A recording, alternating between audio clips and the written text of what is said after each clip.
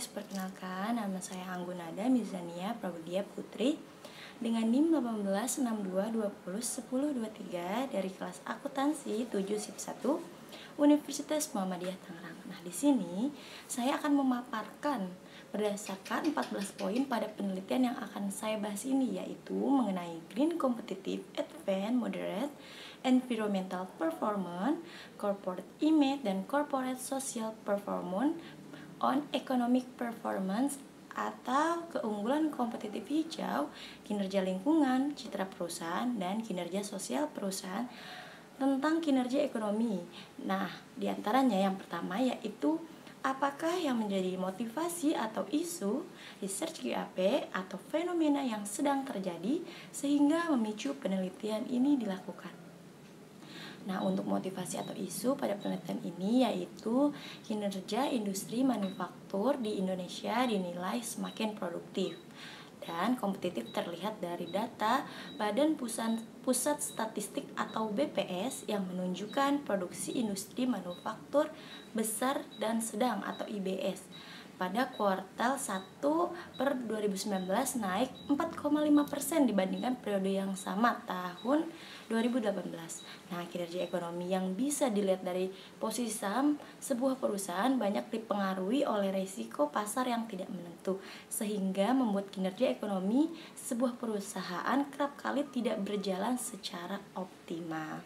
Selanjutnya untuk research GAP-nya yaitu hasil penelitian menunjukkan bahwa dengan persaingan bisnis yang semakin ketat karena ketidakpastian, ketidakjelasan, dan bisnis lingkungan yang berkembang pesat. Selanjutnya untuk fenomena pada penelitian ini yaitu PT SAT Nusa Persada Tbk atau PTSN didirikan pada tahun 1990 sebagai perusahaan yang menyediakan jasa untuk manufaktur elektronik dan perusahaan produsen elektronik pertama yang berlantai di Bursa Efek Indonesia pada tahun 2007. Nah, berdasarkan data Indeks Harga Saham Gabungan atau IHSG selama 29 April sampai 3 Mei 2019, nah PTSN masuk dalam kategori top loser karena harga saham perusahaan terkoreksi 32,14% menjadi 760 per saham. Nah, sepanjang tahun 2018 harga saham PTSN meroket hingga 960% dan menjadi emiten dengan kenaikan kedua tertinggi di Bursa Efek Indonesia. Nah, kritik untuk poin ini tidak ada kritik karena penulis sudah cukup menjelaskan motivasi atau isu, research GAP dan fenomena dengan jelas dan baik.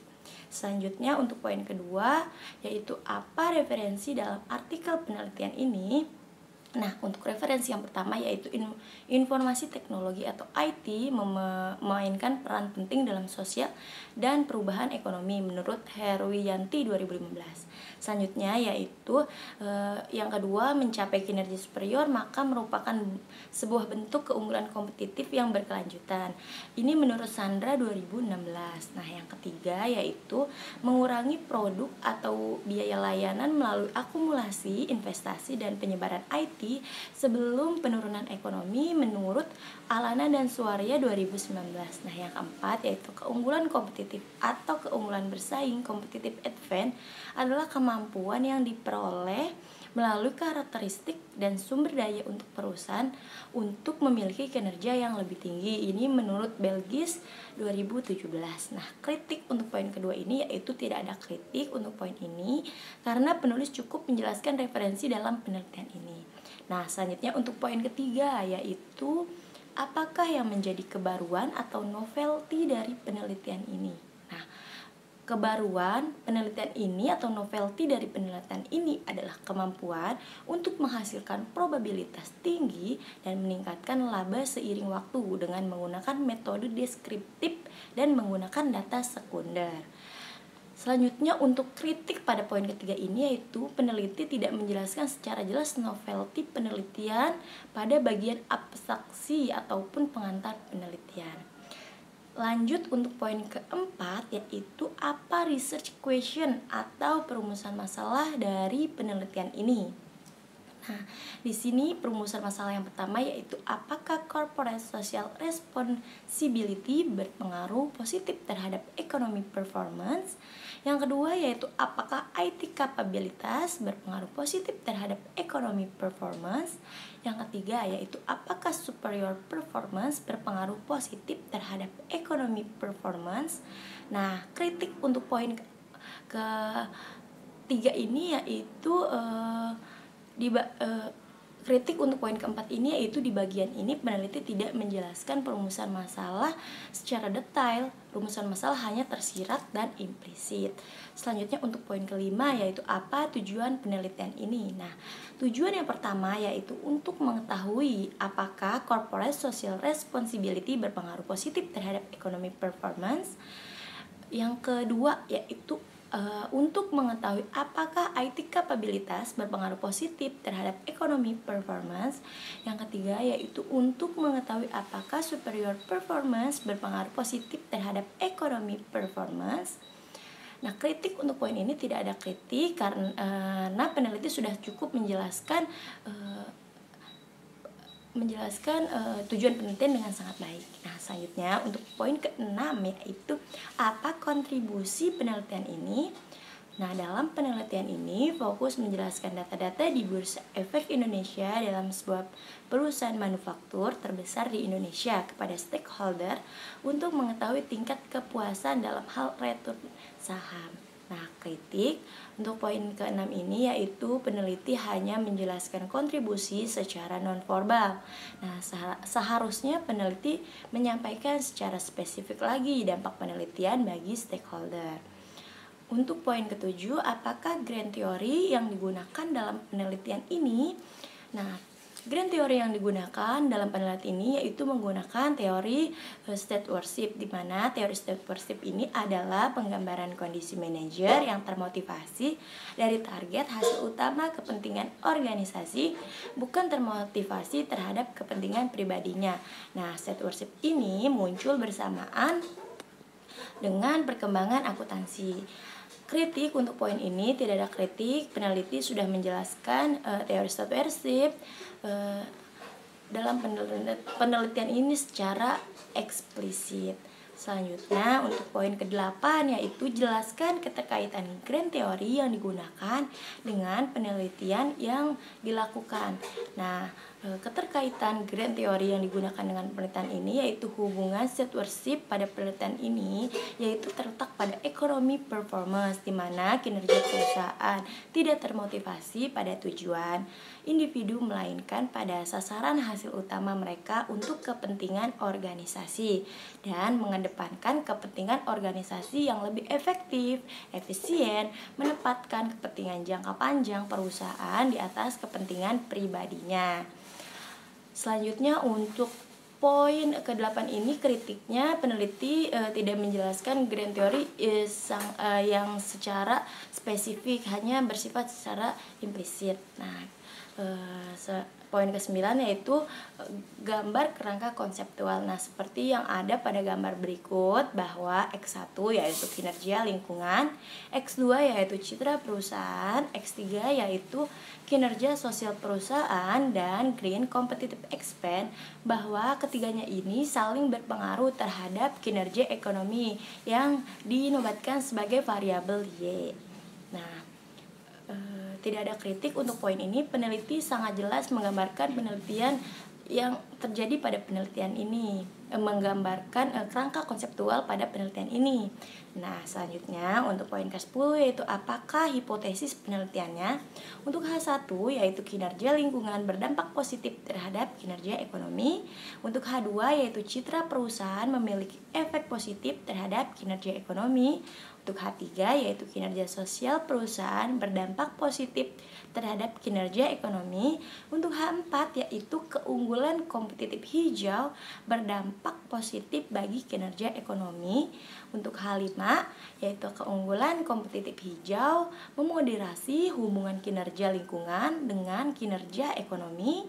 Untuk H6 yaitu keunggulan kompetitif hijau memoderasi hubungan citra perusahaan dengan kinerja ekonomi. Dan untuk H7 yaitu keunggulan kompetitif hijau memoderasi hubungan kinerja sosial perusahaan dengan kinerja ekonomi. Nah, kritik untuk poin ini yaitu peneliti tidak menyebutkan hipotesis penelitian secara eksplisit.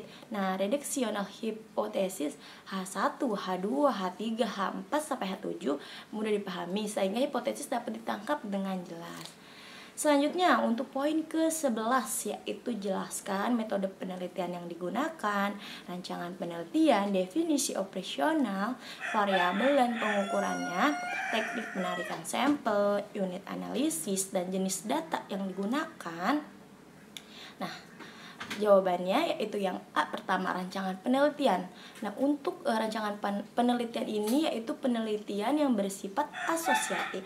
Nah, untuk definisi operasional variabel dan pengukurannya yaitu variabel dependen. Variabel dependen ini yaitu kinerja ekonomi. Nah, untuk variabel independen yaitu kinerja lingkungan, citra perusahaan, dan kinerja sosial perusahaan. Nah, kritiknya tidak ada kritik pada poin ini. Peneliti sudah jelas dalam menyampaikan definisi operasional, variabel, dan pengukurannya. Nah, untuk teknik penarikan sampel, untuk tekniknya yaitu teknik penarikan sampel yang digunakan adalah teknik purposing sampling. Dari hasil pemilihan sampel dengan menggunakan purposing sampling, terpilih 13 perusahaan manufaktur yang memenuhi kriteria dari total populasi sebanyak 65 perusahaan yang terdaftar di Bursa Efek Indonesia periode 2013 sampai dengan 2017.